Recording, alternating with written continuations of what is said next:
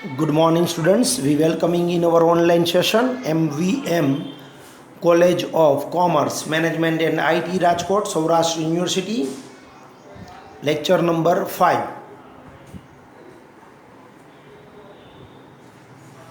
BCom SEM 4 students. Subject Corporate Accounting 2. Unit number 3, Voluntary Liquidation of Company. In this unit, we cover these all points.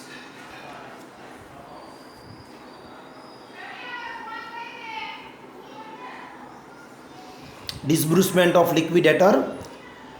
These 7 points we were follow strictly. Fully secured creditors and workers due in the step number 1.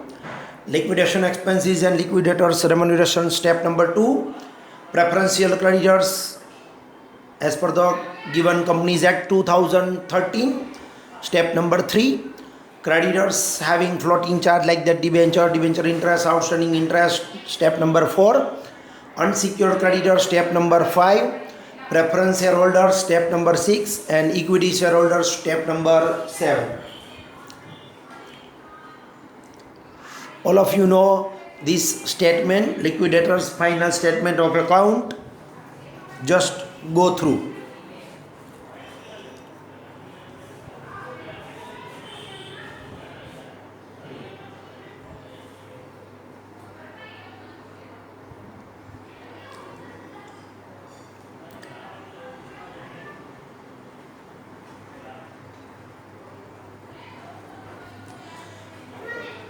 Continue question number 6. In the previous lecture, we were discuss about the method number 1, the simple questions related to the liquidator. When only one equity share, it is a method number 1. Today we are start a method number 2. In the method number 2, there are more than one equity shares are given and all the equity shares are same value. All the equity shares have same value means suppose all the shares are 10 rupees each या 100 rupees each. तो આ પ્રકારનું 100 rupees કે 10 rupees વાળા shares હોય બરાબર, તો એને આપણે મોર દેન વન ઇક્વિટી શેર્સ અને મેથડ નંબર 2 એવું નેમ આપીએ છીએ. Okay. In this question number 6, this question taken from Saurashtra University 1987 and also North Gujarat University 1988. From the following information of Eklavya Limited, prepare the liquidator's final statement of receipts and payments. 6,000 preference shares, 100 rupees each, 6 lakhs. 24,000 A equity shares, 10 rupees each, 2,40,000. 6,000 B equity shares, 10 rupees each, paid up share rupees 6.5, 39,000. 60,000 C equity shares of 10 rupees each, paid up rupees 5, 3 lakh. 1,20,000 D equity shares, 10 rupees each, paid up 3 rupees. Here the 4 type of equity shares and all the shares have same value 10 rupees each, but the paid up value are different. So this is method number 2. Cash on hand 78,000. Creditors including preferential creditors 9,21,000. Preferential creditors 7,200. Preferential creditors 7,200 no figure આમાં ક્વેશ્ચનમાં આપ્યો નથી, including preferential creditors 7,200. Liquidators remunerations at the rate 10% of realization value of assets except cash 78,000. તો આપણે આના ઉપરથી રેમ્યુનરેશન્સ ઉપરથી એસેટ્સના કેટલા realise થયા એ આપણે ફાઇન્ડ આઉટ કરી શકશું.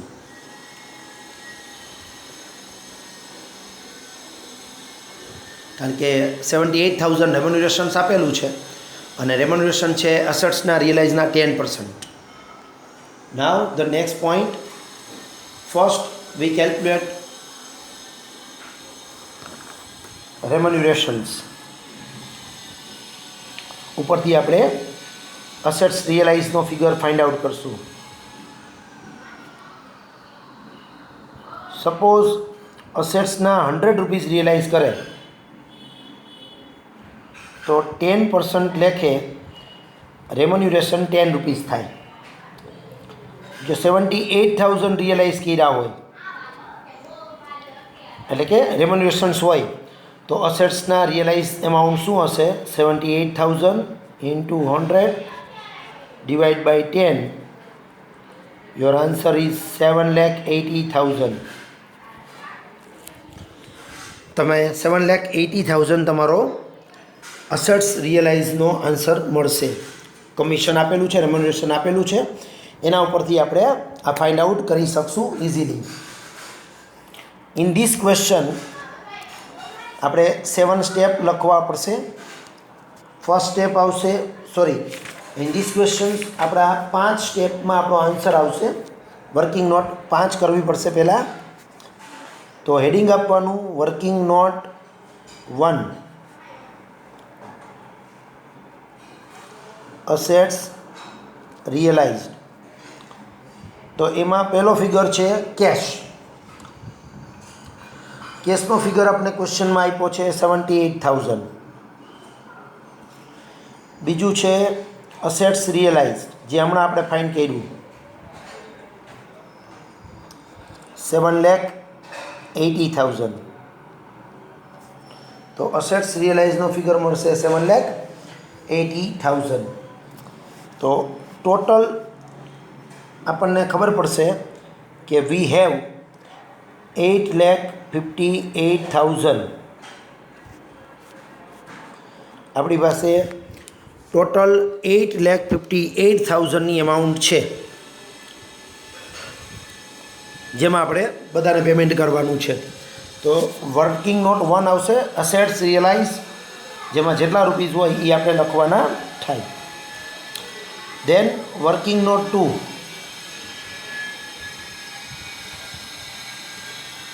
Total liability. આ જે ટોટલ લાયબિલિટી છે એમાં આપણે આપણા 7 સ્ટેપમાં જ પેમેન્ટ લખશું, એટલે જેથી કરીને જ્યારે આપણો વર્કિંગ નોટ કમ્પ્લીટ થાય અને લિક્વિડેટર સ્ટેટમેન્ટ પ્રિપેર કરવાનું થાય ત્યારે આપણે આમાંથી સીધું લખી શકીએ ઇઝીલી. તો ફર્સ્ટ પોઈન્ટ આવશે fully secured plus workers due dash. હોય તો લખવાનું, ન હોય તો નેમ તો લખવાનું, જેથી કરીને ભૂલાઈ ન જાય સ્ટેપ. સેકન્ડ સ્ટેપમાં આવશે લિક્વિડેશન એક્સપેન્સીસ. જે ક્વેશ્ચનમાં લિક્વિડેશન એક્સપેન્સીસ ક્યાંય આપ્યું નથી, પણ લિક્વિડેટરનું રેમ્યુનરેશન છે. લિક્વિડેટર્સ રેમ્યુનરેશન્સ 78,000. થર્ડ સ્ટેપ આવશે પ્રેફરન્શિયલ ક્રેડિટર્સ. તો પ્રેફરન્શિયલ ક્રેડિટર્સ આપને ખબર છે 7200.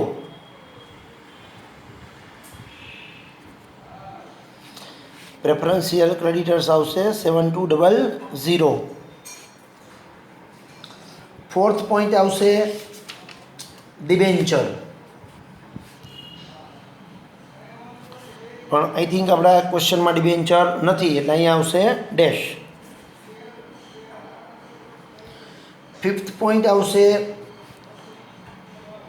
Unsecured creditors.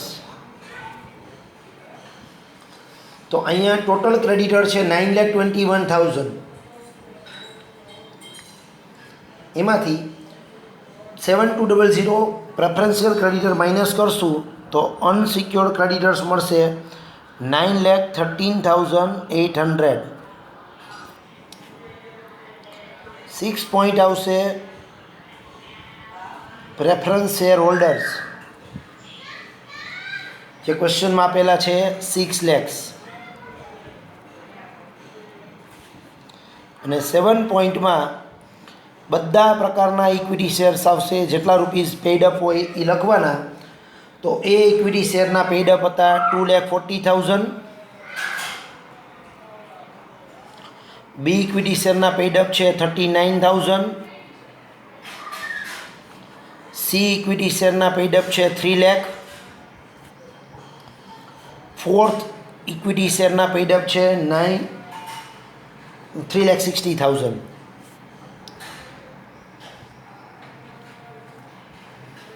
Than working note 2નો ટોટલ કરવાનો. વર્કિંગ નોટ 2નો ટોટલ કરવાનો એટલે આપણને ટોટલ લાયબિલિટી મળી જાય.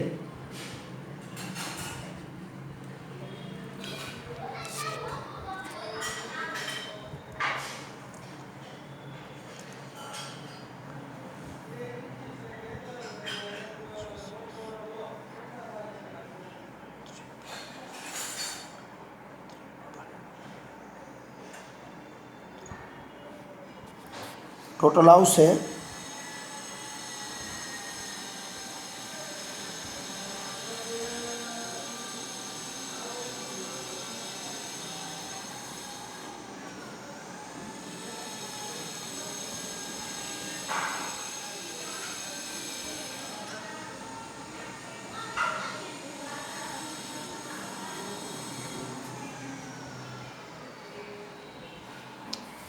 25,38,000. સેકન્ડ સ્ટેપનો આન્સર આવ્યો 25,38,000.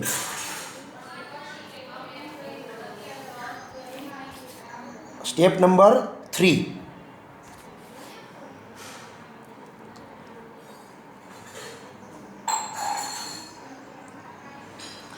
Capital deficiency.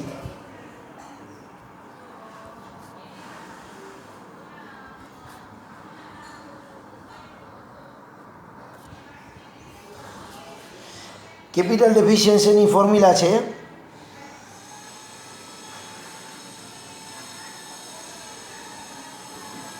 Total liabilities minus total receipt. 25,85,000 minus અસેટ્સનો ટોટલ હતો વર્કિંગ નોટ 1માં 858 અને ડિફરન્સ કરો એટલે 16,80,000 જેવો ફિગર આવવો જોઈએ. આ ટોટલ 25,85,000 હતો ને.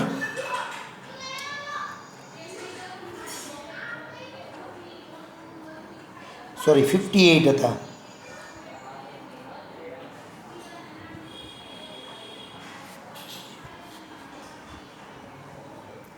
આ ટોટલમાં કંઈક મિસ્ટેક છે. જે ટોટલ આવ્યો હોય તમારે એ અહીંયા લખવાનું થશે 25 લાખ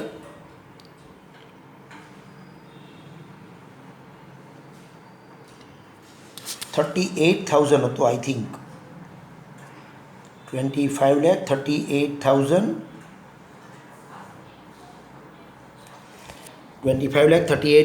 માઇનસ 8,58,000. 8 minus 8 0, 3 minus 5 એટલે 8, 4 minus 8 એટલે 16, રાઈટ. 25,38,000 ટોટલ હતો working note 2નો.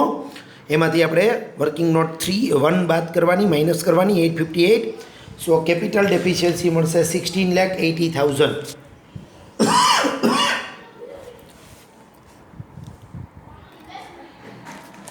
Than working note 4.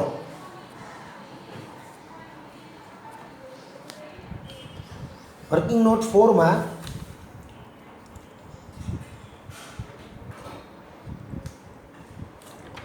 અહીંયા ઇક્વિટી શેરની પ્રાઇસ સેમ છે.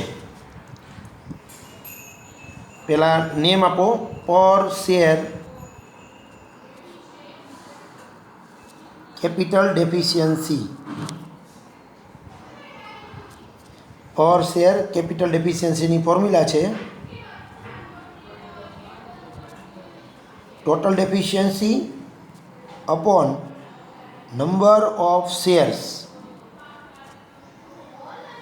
તો ટોટલ ડેફિશિયન્સી તમને મળી છે 16,80,000 અને નંબર ઓફ શેર્સ એટલે એના 24,000 શેર્સ હતા, બીના 6,000 શેર્સ હતા. 24,000 પ્લસ 6,000. સીમાં હતા 60,000 શેર્સ અને ડીમાં હતા 1,20,000 શેર્સ. સો 16,80,000 ડિવાઈડ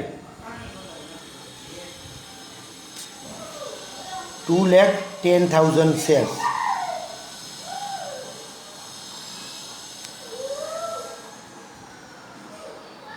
આન્સર આવશે 8 rupees.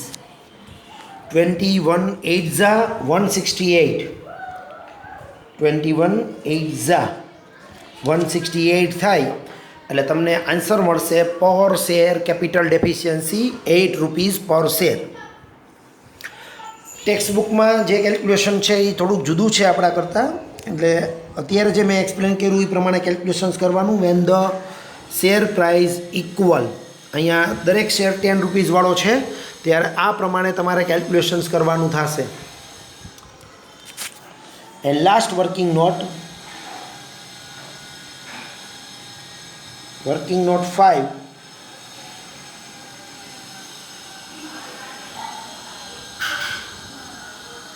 Pad up and call up.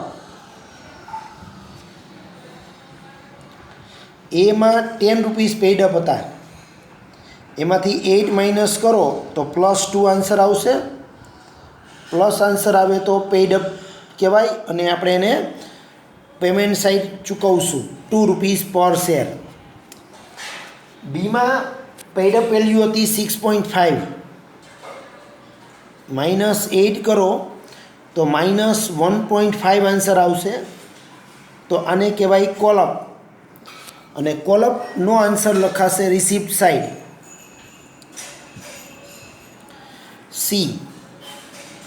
સીમાં paid up value હતી 5, -8 એટલે એમાં પણ -3 આન્સર આવશે.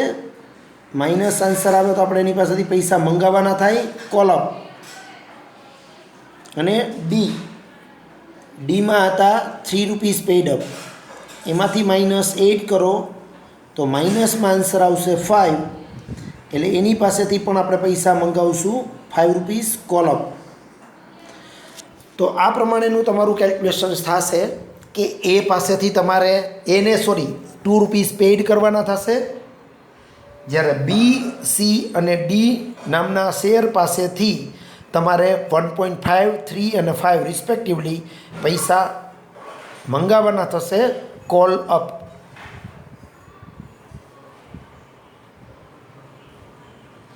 ટોટલ 5 વર્કિંગ નોટ કરવાની. Again I repeat the working note. First total receipt, second total liability, જેમાં આપણે આપણા સ્ટેપ પ્રમાણે જ લખવાનું, 7 સ્ટેપ એટલે કાંઈ ભૂલાય નહીં. Third capital deficiency, step number 4 per share capital deficiency, and step number 5 paid up and call up. Without working note you are not calculate the perfect question for liquidator statement. એટલે પહેલાં compulsory આ 5 working note કરવાની અને પછી જ તમે સમનો answer આપી શકશો.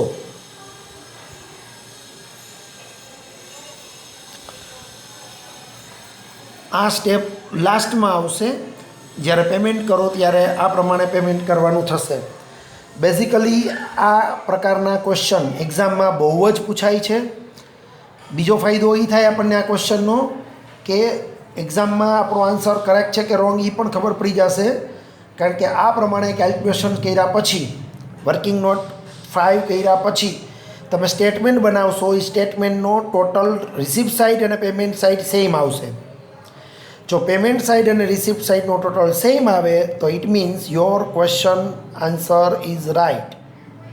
અને એક્ઝામમાં જો ટોટલ ટેલી ન થાય તો સમજી લેવાનું કે ક્યાંક મિસ્ટેક છે, ફરીથી ચેક કરી શકાય.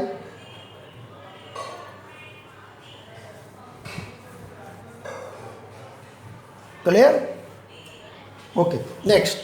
આના પછીનું સ્ટેપ આપણે લિક્વિડેટરનું સ્ટેટમેન્ટ જે બનાવતા હતા એ જ પ્રમાણે આપણે બનાવવાનું થશે. Liquidators final statement of receipts and payments. હવે તો આમાં ખાલી કોપી પેસ્ટ જ કરવાનું છે વર્કિંગ નોટમાંથી જોઈને. જેમ કે આપણે પહેલાં લખશું કેશ 78,000, સરપ્લસ કંઈ છે નહીં, અસેટ્સના રિયલાઇઝ થયા છે 7,80,000. કોલ તમારે અહીંયા મંગાવવાનો છે 3 વ્યક્તિ ઉપર. પહેલાં બી 6,000 શેર્સ ઇન્ટુ 1.5, સો 9,000. પછી સી નામના શેર પાસેથી મંગાવવાના છે 3 રૂપીસ, જે આપણને વર્કિંગ નોટ 5માંથી ખબર પડી હતી. સો 60,000 number of shares of C અને 3 રૂપીસ મંગાવો એટલે 1,80,000 રૂપીસ. અને ડી પાસેથી મંગાવવાના છે 5 રૂપીસ, 1,20,000 શેર્સ ઇન્ટુ 5 એટલે 6 લાખ રૂપીસ તમારે મંગાવવાના થશે. સો ટોટલ અમાઉન્ટ ઇઝ 16,47,000. આ થઈ ગયું રિસિપ્ટ સાઇડ. એકવાર ધ્યાનથી પાછું ચેક કરી લઈએ. કેશ બેલેન્સ તમને વર્કિંગ નોટ 1માંથી મળશે 78,000. અસેટ્સ રિયલાઇઝ પણ વર્કિંગ નોટ 1માંથી મળશે 7,80,000. અને બી સી ડીને પાસેથી તમારે કોલઅપ કરવાના છે, જે વર્કિંગ નોટ 5માંથી મળશે 1.5 from B, 3 rupees from C, 5 rupees from D. આપણે એની પાસેથી કોલ મંગાવવાનો છે.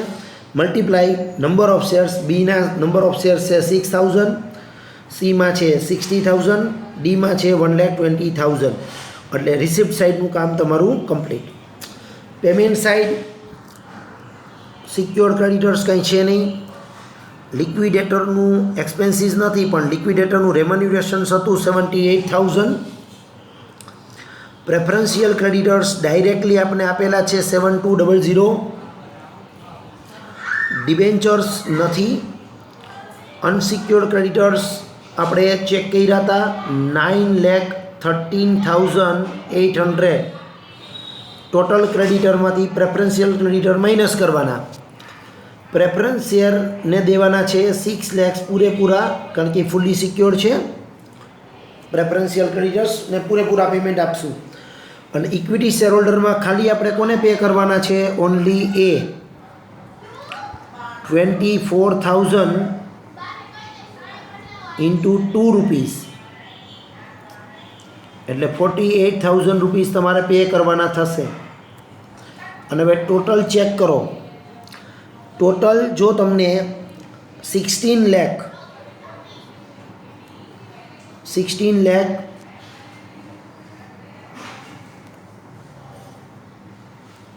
47,000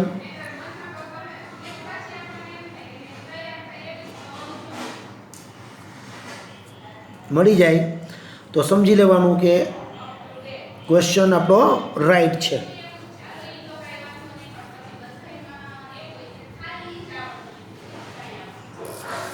ઇઝ ઇટ ક્લિયર? તો આ પ્રમાણે તમારે ક્વેશ્ચન્સ કેલ્ક્યુલેટ કરવાનો થશે. મેથડ નંબર 2નો question, liquidators final statement receipts and payments. Total બંને સાઈડ ચેક કરી લ્યો. આ પ્રમાણે તમારે મેથડ નંબર 2માં સમ કેલ્ક્યુલેટ કરવાનો થશે. આખો ક્વેશ્ચન ધ્યાનથી પરફેક્ટ એક વખત સમજી લેજો, પછી ટ્રાય કરજો એટલે મેથડ આવડી જાય. આવો જ એક ક્વેશ્ચન્સ અત્યારે જ તમને ટ્રાય કરવા આપું છું. Question number 7, page number 286. આ ક્વેશ્ચન સૌરાષ્ટ્ર યુનિવર્સિટી 2014માં પૂછાયેલો છે. 286 નંબરના પેજ ઉપર Saurashtra university 2000. Okay, Saurashtra university 2014 page number 286 ઉપર તમને ક્વેશ્ચન નંબર 14 તમારી બુકમાં આપેલો છે. ક્વેશ્ચન તમે અહીંયાથી જોઈ પણ શકશો. આ પ્રકારે ક્વેશ્ચન છે. Prepare the liquidators final statement of receipts and payments. 1000 preference share 100 rupees each 1 lakh છે. 1000 A equity share 100 rupees each એ પણ 1 લાખ છે. 800 equity shares 100 rupees each 80 paid up 64,000 છે B equity share. And C equity share છે 700 equity shares 100 rupees each but 70 paid up, so 49,000. In this question there are the 3 equity shares. Method number 2 શું કામ છે તો કે 3 પ્રકારના equity share છે, ત્રણેયની price 100 rupees છે પણ પેડ અપ વેલ્યુ અલગ અલગ છે. 3 શેર છે A, B and C. એટલે મેથડ નંબર 2 નો ક્વેશ્ચન છે ખબર પડી જાય. નેક્સ્ટ ક્રેડિટર્સમાં ઇન્સ્ટ્રક્શન છે સિક્યોર્ડ ક્રેડિટર 20,000, પ્રેફરન્શિયલ ક્રેડિટર 5,000 અને અનસિક્યોર્ડ ત્રણેય સેપરેટ આપેલા જ છે ક્રેડિટર્સ. લિક્વિડેટર્સ એક્સપેન્સીસ 3,000 ડાયરેક્ટલી આપ્યું છે અને રેમ્યુનરેશન્સ 4,000 આપ્યું છે જે 2% ઓફ અસેટ્સના રિયલાઇઝના છે. તો આના પરથી તમે કેલ્ક્યુલેશન્સ કરી શકશો. જ્યારે 2 રૂપીઝ રેમ્યુનરેશન્સ હોય ત્યારે અસેટ્સના રિયલાઇઝ થાય 100, તો 4,000 રેમ્યુનરેશન્સ હોય ત્યારે અસેટ્સના કેટલા રિયલાઇઝ થાય. સો 4,000 ઇન્ટુ 100 ડિવાઈડ બાય 2 અસેટ્સના રિયલાઇઝ થશે 2 લાખ રૂપીઝ.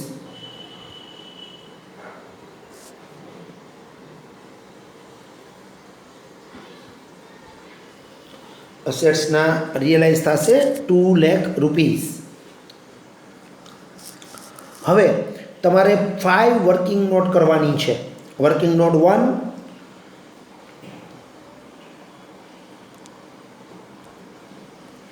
Total assets. હું ખાલી તમને સ્ટેપ્સ કહું છું. Total receipt. Second working note total liabilities. Third capital deficiency. 4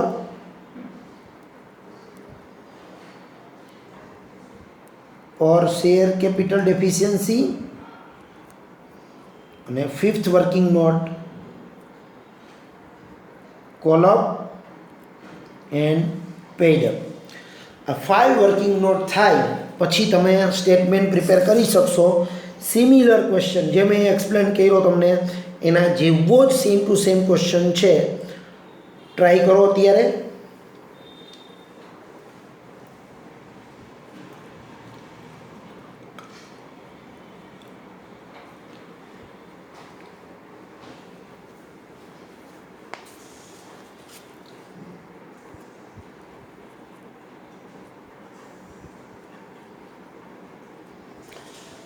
હું તમને આન્સર્સ આપી દઉં છું. કેપિટલ ડેફિશિયન્સી શું આવશે?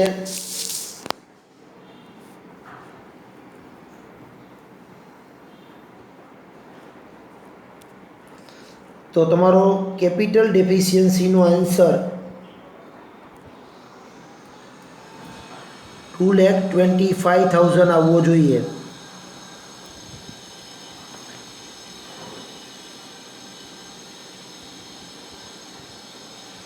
અને પર શેર કેપિટલ ડેફિશિયન્સીનો answer 2,25,000 divide by number of shares છે 2500. સો પર શેર કેપિટલ ડેફિશિયન્સીનો આન્સર આવશે 90 રૂપીઝ. પર શેર કેપિટલ ડેફિશિયન્સીનો આન્સર આવશે 90 rupees. Then working note 5 important છે તમારા માટે. જેમાં એમાં 100 રૂપીસ પેડ અપ હતા, -90 એટલે +10 આન્સર આવ્યો પેડ અપ.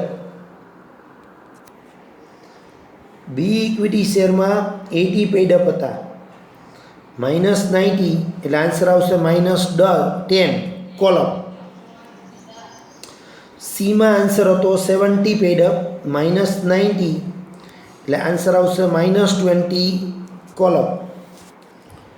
સો +10 પેડ અપ, -10 કોલ અપ અને -20 કોલ અપ. એટલે એ લખાશે પેમેન્ટ સાઇડ, જ્યારે બી અને સી લખાશે રિસિપ્ટ સાઇડ. અને છેલ્લે લાસ્ટમાં બંને સાઈડનો ટોટલ જો ઇક્વલ મળી જાય તો your answer is right. Okay, તો આ ક્વેશ્ચન એક અત્યારે ટ્રાય કરી જુઓ.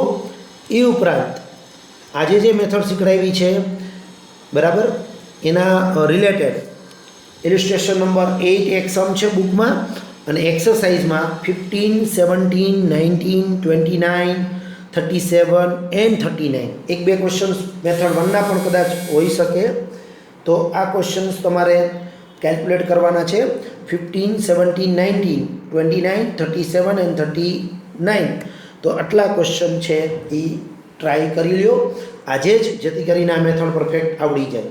Okay, thank you.